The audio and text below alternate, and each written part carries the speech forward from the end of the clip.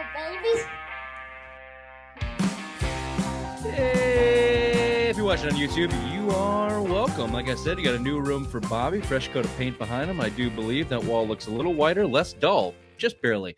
Ray looking cute as a goddamn chipmunk, those cheeks. Fat fuck. If you're watching on YouTube, please subscribe, hit the little bell like they tell you to do, hit the like button on this video, and rate, subscribe, review, tell your mothers, tell your friends. If you're listening on your favorite podcast platform, do the same. And tell them all about our favorite friends down there at I Love Boston Sports. Ray, you've had the pleasure of spending some time with them. Why don't you tell us a little more about our favorite friends? Absolutely. If you're looking for a Boston sports fans Christmas wish list, go down to 250 Grant Street, Braintree, Massachusetts. Go check out I Love Boston Sports. And when you're there, you might even see a Patriots player. Anthony Jennings was there last week. Kyle Williams is next week, and Del Pettis the week after. But yeah, go check them out for all your Boston apparel, socks, Celtics, Bruins, Patriots, and you name it. They got it. Good for you remembering all the teams. Nice. It is a sports show. Yeah. And Kyle Williams, touchdown recipient, Kyle Williams. Back Woof. in. He's coming back. He's coming back. He's Just fast. like we said he would. And that's what we got there. Patriots Giants 33-15 victory on Monday Night Football. My biggest takeaway, you kind of mentioned it, or maybe yes, Bobby mentioned it in the pounding and grounding and mother's asses. Patriots came out for blood. They were ready for this game. There was some talk of a letdown game. I had my doubts. I had kind of a little washy-whoosh in my gut. Not sure what to happen because it still is a weird feeling. Like I said, is this real life for the Patriots? It seems it is. It seems Mike Vrabel has his team ready to go. They kind of let their guard down in Cincinnati, and luckily the Bengals suck so bad the Patriots got away with it with their 9th straight win, only to come into Monday Night Football on their biggest national televised game in quite some time and dick down the New York Giants like you fucking read about. And like you said, Raymond, old school physical football with a quarterback who is the odds-on favorite for MVP and running away with it by all measures. And I personally get a gooey, ucky feeling talking this positive about this team.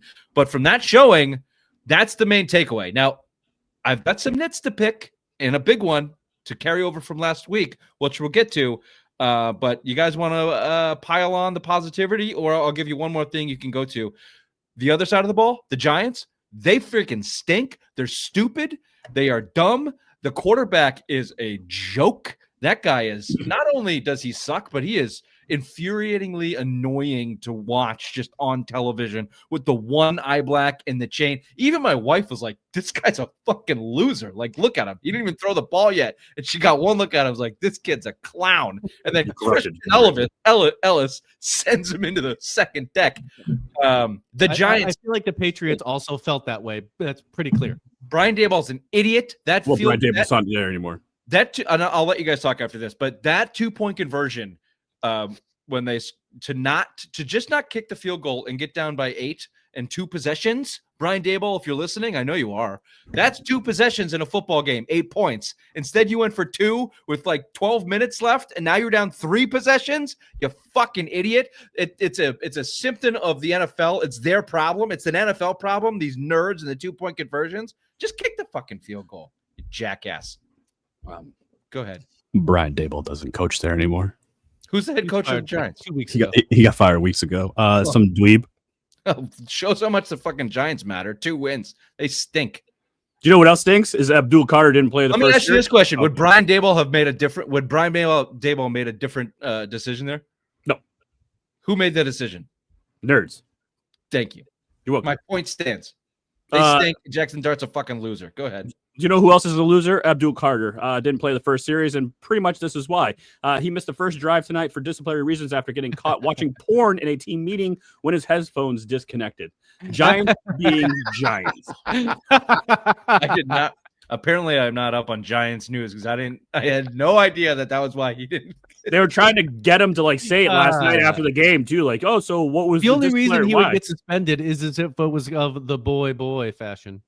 Mike Kafka. Oh, this is the dickhead that they kept showing on TV. I was half paying attention. I got family in town for like the next 7 months. Christ, why? I That's why you're cranky. Listen to me. Shut up. Mike Kafka. This guy looks like an asshole. Any head coach that's wearing the official like beanie stocking cap on the sideline, he's done. That's a Robert Saleh look. That's exactly what that guy looks like.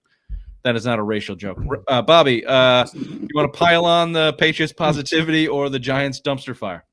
The Giants absolutely blow, but no, I did not expect that performance. My main takeaway is the Patriots 100% are aware of when they are on national television. They have been on national television now 4 times, and each time they've showed out. They knew that people were questioning them as a legitimate contender. They came out there with a message. They strong-dicked the Giants for 4 quarters. The Giants happily took it, and it was a pleasure to watch. We actually watched the game, so we know that the Patriots have been winning games by the skin of their teeth the past 3 weeks, and didn't expect it. I thought they'd limp into the bye week, but they went there strutting. Yeah, and we say skin in the teeth, and I think that's probably more true than not. But you go watch a Broncos team barely skate by the Commanders, and the rubber will meet the real. Looks like in the NFL, not every game's a blowout.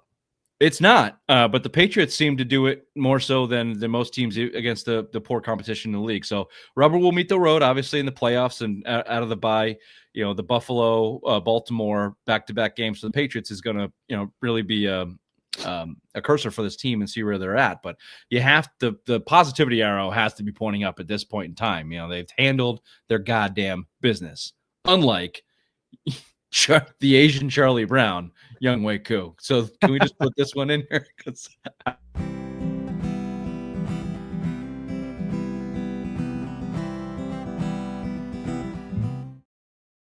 I've never seen anything like that. I didn't know what it was. I thought it was a fake when I was watching it. I'm like, oh, they faked it. And then I'm like, what the fuck? Like, he stubbed his toe? Like, what is going on here? Danny DeVito on the Manning cast was sitting there laughing his ass off. What happened to Young Wei Koo? He used to be nails. And then got rid of him in Atlanta. Now he's just not good anymore. Yikes. That was laugh out loud funny. I've never seen that. I've never seen a kicker do that. But did you realize what happened when you saw it live, or when you watched the replay, then you started laughing out loud? My initial reaction was like, I said out loud, I go, oh my God, he shorted. How did you short it? And then either internet said it or the broadcast was like, someone thought it might have been a fake. I was like, maybe it was a fake. It was so stupid and bad. That was bad. But no, it was just unbelievable. Yeah. Porn watching in meetings, terrible Giants football execution. You tried to get Lawrence Taylor's number, so maybe he's just trying to be like Lawrence Taylor with the porn, I think at one point in time, all 3 of us were on the Abdul Carter train. Can we go back and actually dissect the quote? The actual problem they said was with the headphones off. So if he had the headphones on, this would have been okay. Yes, because when he came off, he was probably moaning. There was moaning going on. Yes, you see, he was pretending to watch, and then the Bluetooth. He's like, yeah. They died, and they was, and then they're like, "Yo, what the fuck? You watching some big booty back there?" Or you heard, "You want me to suck your dick again?" They're like, whoa, what's going on here? Whoa, yeah, we don't know what he's into, nor do we care. It's fine, whatever. It's fine, yeah, whatever makes you happy. Just don't want to do it in a professional setting. Exactly. Also, 2 things. I think we all need to admit it, and on some level, that we were wrong about Will Campbell. We wanted Abdul Carter at 4. Will Campbell's been probably one of the best picks of the top 5. We could always dissect that draft. Abdul Carter is already proving himself to be an absolute pain in the ass bust, and that you can take that sexual pun if you'd like. That was semi on purpose. I like that. Second thing, we need maybe a whole show on people that just watch porn without just trying to get right to the point of like Bill. Well, Bill has at least an end goal. 45 minutes with 6 tabs. No way, man. What is Abdul Carter watching? Is that his film? He's watching film for Pound Town later. Like, oh, I like that position. I'm going to try that. Or is he watching for enjoyment? Like he goes for the storyline. Porn casually. He likes the storylines. That's a psychopath. The FBI needs to red flag that cat immediately. I'll tell you what. Let's do a quick break and come back with a little bit more in our zone, some negativity from this game, and the biggest question mark and poor. Let's just go to break.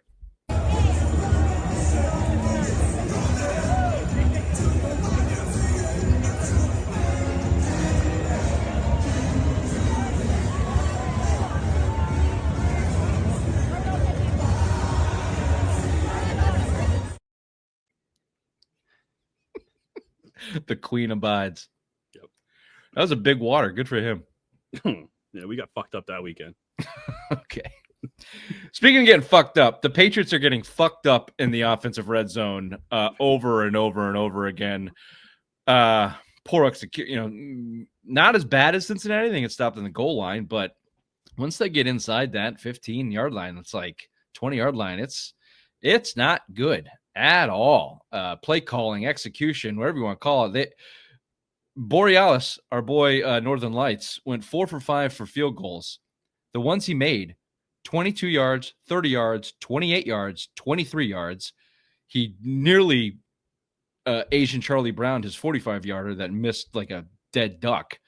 But he made the ones where they were kicking from the goal line. But that just tells you, I mean, 4 attempts inside the red zone of field goals, failed touchdowns. That's going to come back to bite you in the ass. They know it. We know it. I don't know, why or what the solution is, but it's certainly worth talking about. Everyone's talking about it. Even they're talking about it on the broadcast that they just have a hard time scoring in the red zone. If it's outside of like the red zone area, like 40 yards out, you think they're going to score. If they get inside that 10 yards, like Bobby was saying last week, they don't know what to do. Their butthole puckers up and they can't either. The O-line's not strong enough, or like Bobby said last week, Drake May's arm's he can't throw in those tight windows. So yeah, I mean, it is a big problem. When you get into the playoffs, it's going to be even a bigger problem. They missed Tonga lead blocking on the goal line. He was a big part of their goal line touchdown runs. He's obviously out right now, so that's a problem if he comes back in. But they need to get right with that. They can't be the worst team in the NFL in goal line defense and goal line offense. You can't win that way. They're continuing to do it, but they have to develop something, whatever it is, even if it's throwing fades to Booty. He catches it. I don't know, but they got to figure it out. They're not good at it. Yeah, I think you start, whether it's Tonga or just the offensive line in general, the fact that you can't run the ball, the fact that you can't get 1 yard when you need it on the ground, that's a big problem in the red zone for sure. It sets up your passing game, and they're not threatened by your run game, so they can drop 8 guys in coverage and 15 yards of space. It's hard to pinpoint a throw in that situation. And I think a lot of it goes to inexperience from Drake Maye. This is where you might see that coming in. Things move faster. It's tighter windows. So fades to the end zone is an easier throw than timing slant, which should be open. You should have, between Matt Collins, Diggs' ability to get open, you should have some guys that can run some pick routes, and Hunter Henry, you should have some guys that you can run some inside stuff there. And I just don't see him running any inside throws, or maybe it's Drake Maye not wanting to risk it. But the only other thing they could do that they haven't done is spread it out and run the quarterback in, kind of like the Cam Newton style. They could go shotgun, go in, and he runs up the middle, or bootleg him out. Get Drake Maye on the move in the goal line is not something they've done. I think maybe it wasn't goal line. They tried. It wasn't terribly like you couldn't tell that it was a design run, but I think it was. They had one of those plays and it just got blown up. It was a fake. It was kind of a RPO, and Drake Maye tried to run it up the middle and shift left, and he just got absolutely destroyed. I know he isn't good at that. No, especially after that game when Jackson Dart got fucking hit. I wouldn't want Maye going scrambling into the goal line with all those big hits and trying to get revenge on him. No, thank you. No, you want to protect from injury, and also I just don't think he's good at it. It's fair. He is not good at running the ball in tight space. He's more of the Aaron Rodgers, Mahomes scramble, make the play off script than designed kind of things. But to your point, Bobby, that's one thing they haven't tried, and nothing else is working. So maybe that will be the difference, I think, in winning and losing. Also, the injuries were not as noticeable in this game as maybe expected. On the defensive side of the ball, their D-line, pass rush, and run game is garbage without Milton Williams. In this game, Tonga was certainly missed in the run game. But no pressure, not a lick. Unless you're running a blitz that, the offensive line screws up protection on, they cannot get to the quarterback. Were they daring him to? Were they daring him to try to win the game though? You know how they, No, tell that to Christian Barmore. Was he daring him just by pretending to rush the passer? No, Yes. They just can't get there. They can't get home. They don't have anybody in their front four that can get home. Landry had a decent game, I guess. But it feels like he's always part of some stunt, or they're rushing an extra guy and he breaks free. But that front four without Milton Williams is troublesome. He's coming back, we think. High ankle sprain, but no, his was the knee. I forget what his injury was. He had the ankle sprain, yeah. I think it's 4 games he's going to miss. Yeah. The other side of the ball, the injury, O-line was, let's call him quiet in a good way. Now, Drake Maye was fucking awesome. He navigated the pocket kind of perfectly, but he was not under a lot of duress in this game. I think McDaniels gave a lot of help. Multiple times I saw both tight ends on the left side of the line before the play ran. So Munford out there as an extra tight end. Yeah, they were running extra linemen out there. We said that at the beginning of the season when we didn't know this offensive line could be decent. It will automatically just be better because Josh McDaniels actually knows how to coach instead of Alex Ben Pelt just, saying, go get them, boys. And someone has to say something about Doug Marrone. What he's been doing with this offensive line this year after last year, all you really got was Will Campbell and Jared Wilson. Other than that, it's pretty much everybody else from last year, and he turned that whole fucking operation around. Well, the center, too, Bradbury. I think Bradbury and the right tackle. In the right tackle. They replaced Ford. Yeah, so it's basically a whole new offensive line. Doug Marrone. Fuck me, man. Fuck me. It's okay, Raymond. Bottom on toilet bowl of dumb, the obvious one. That one was that was in the quay to come out. Yeah, it was. It had to. Yeah, I'm sorry. But I think Doug Marrone still gets credit, and the underling of him, they've had consistency, which is key to an offensive line, is maintaining the 5 guys out there and gelling, and they've been pretty good. And when half of them are out, and Bradbury's was quote unquote sick / shitting his pants, aka on the verge of disability insurance, it was good to see him, not completely ruin the game. They even had some strong runs with Stevenson to start the game. He was gashing him a little bit. So he looked good. Other guys that look good. Marcus Jones is awesome. He is awesome. Quietly becoming like a Teddy Bruschi, Rodney Harrison, Ted Johnson, like fan favorite, makes big plays, timely, that kind of guy. Just a good Patriot. Not the best athlete or skilled player, but just a really good Patriot. He's fun. He's awesome. 94-yard punt return, obviously. Back-to-back weeks he scored. True. I'm not going to say it. Don't put him on offense. Don't need him. We mentioned him. That's where you're going. I was going to make a mother joke. That's where you're going with offense? I'd rather you make a mother joke than that. Come on. A little jet sweep. Why not? We're good. We're good, but I don't hate it. He's a playmaker. Give him the ball. He's a playmaker. He'd probably do more than fucking Pop Douglas tripping over his own feet every time he. Did he even play yesterday? Yeah, he got a ball, I think. Actually, he had a big 3rd down reception. Actually, that's true. He had a big 3rd down catch. He's out there. He's running around. Yeah. The other guy who's running around, getting a lot of headlines from this, is Christian Ellis. Nearly decapitated Gunnar Olszewski after demolishing Fart on the sideline. Daxton Fart with a stupid chain on one of the best legal hits I've seen in a long time. That was awesome. And what we would have used to call like the Belichick effect, smartly just walks away, collects the 15-yarder from the other guy, and kind of brushes him off. Is like, yeah, I fucked your boy up, and you're an idiot. And that wussy Giants offensive lineman kept trying to take him down and couldn't. He was like, come on.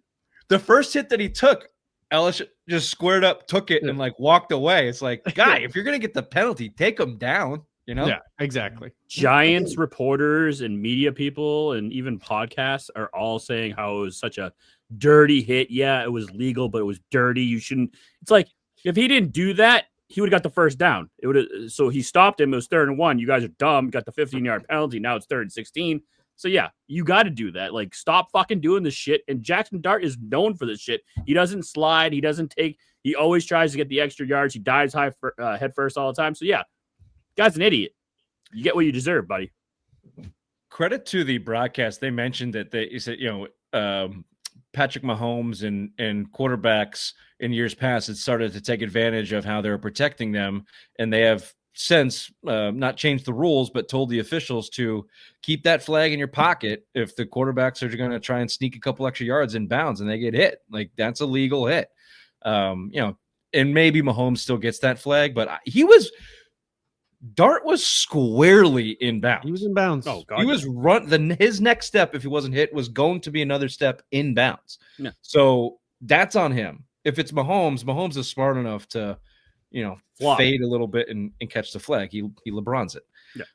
But I think the NFL has done a good job of taming that a little bit, especially for dickheads like Jackson Dart. He stinks. He fucking stinks.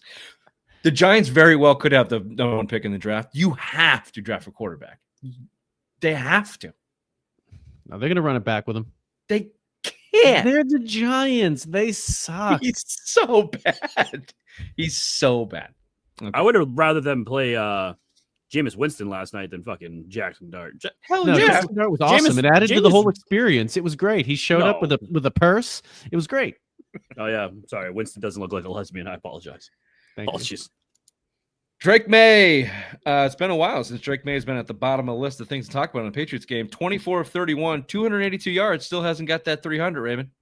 Yeah, but he's still a leading vote getter for MVP. So, I mean, whatever. Goddamn right. He should have. He had a 30-yard touchdown to Hunter Henry called back on some mysterious illegal shift. They were saying that he went down in his stance, or wasn't down in his stance or something like that. Oh, I've never heard of that before. Yeah, someone got into a that penalty on your mother quite often. It didn't quite get down in the stance that we that I called for. Well, she has a move. It's called the 3-point stance. Yeah, exactly. It's code for anal. Drake Maye, regardless of that, 77.6 completion percentage, 126 rating, odds on favor for the MVP. Of course, the throw to Kyle Williams, and God bless him, he caught the thing. That's a Brady throw. That's a Brendan LaFell Brady throw right there.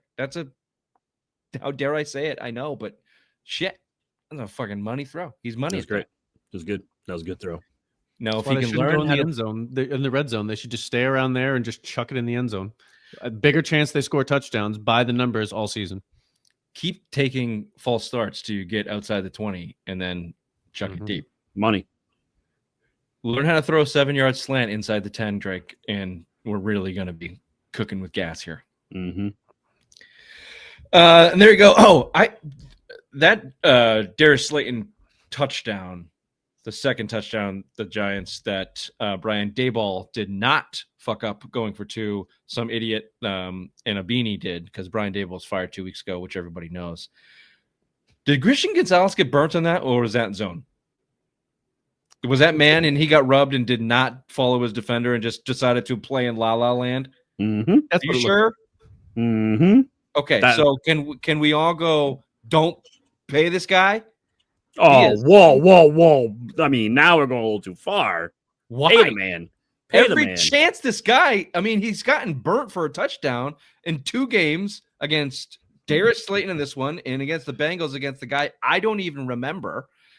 He has not shown out at all. He's kind of looked slow. So when I stand naked in front of my wife, I tell her, no one's perfect. Everyone has flaws. Sometimes Christian Gonzalez has a flaw. That was it this week. And just so we're clear, what happens after you say that? She says I have a headache and goes to sleep. And while we're on the money topic, she still makes more than you too, right? Not anymore, baby. Oh, that's right. No, yeah, she downgraded. She downgraded sticking with you. She downgraded sexually, romantically, and professionally. Every chance she's had, not the best decision to make her, Mrs. Lincoln. Nope. Nay. Sorry to bring that up. But it was supposed to coincide with not giving Christian Gonzalez money either. And maybe he'll do the right thing and settle to stay with the Patriots for a lesser contract because that's what he deserves. He does not deserve Sauce Gardner contract money. Not when you're getting burnt by Darius Slayton and some bum in the Cincinnati Bengals. I'm just I'm a little bit down on Gonzalez. The big time corners, you need good ones. You can't make paying. That's just not a position that you pay big money to. And look what happened. Sauce Gardner goes there and his Achilles exploded. Bingo. I just don't want them to give Christian Gonzalez that contract. That market here. That's my take. I will ride that. I will ride that train to Gravy Town if they let me. Well, it's a player option, right? It's a player option for this offseason, and then they have the following. Yes, but year. It was it's a 5 year. No. First round pick. No. This is when players. This is the new NFL. He will hold out next year for a contract. Oh, of course. He'll have 1 year left in his deal. That's what we're saying. Okay. He will hold but out. He'll be under contract next year because they'll. Yeah, but he's not going to play. So you either sign him or you trade him. You either extend him or you trade him. Trade him. Well, right. Trade him.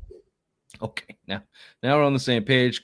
Glad you officially have understood that I'm right. And to finish it all off, the Patriots are the number 1 seed in the AFC, but I give you fraudulently because the Commanders are buffoons like the Giants head coach, which is not Brian Daboll, when they were going to tie the game in overtime. Instead, they went for 2, which blew up in their face because it always does in those situations. Take the points, you fools.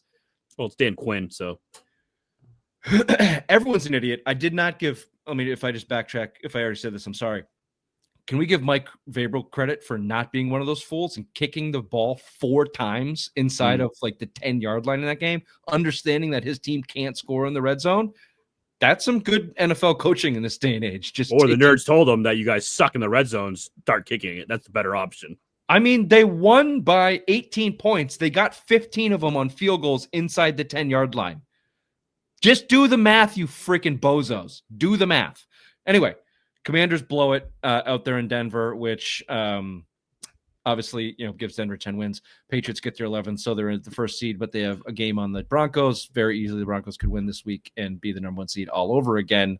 I just finished with the same question: is this real life? Is it real life? You have faith in the Patriots. Actually, a better question: do they have the clearer path to the number 1 overall seed, or do the Broncos? Patriots. The Patriots have a clearer path. Yeah. Just because of schedule?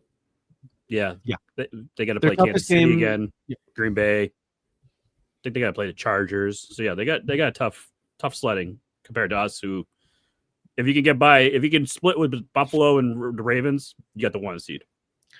I agree with you on the schedule. I think the Patriots are just better. I think Drake May is just better. I don't think the Commanders take the Patriots to overtime and lose in a bozo play. I think the Patriots probably figured a way to handle their business and win it in regulation. That's what they've shown us all season long. Bobby forgot to pay his internet bill. Oh, did you catch that? I'm here. It's not him. He's here. He froze. He froze with his eyes closed like he was doing a Native American meditation. Racist. Whatever. There you go. That's the Patriots talk. We'll be right back after headlines with the obvious one.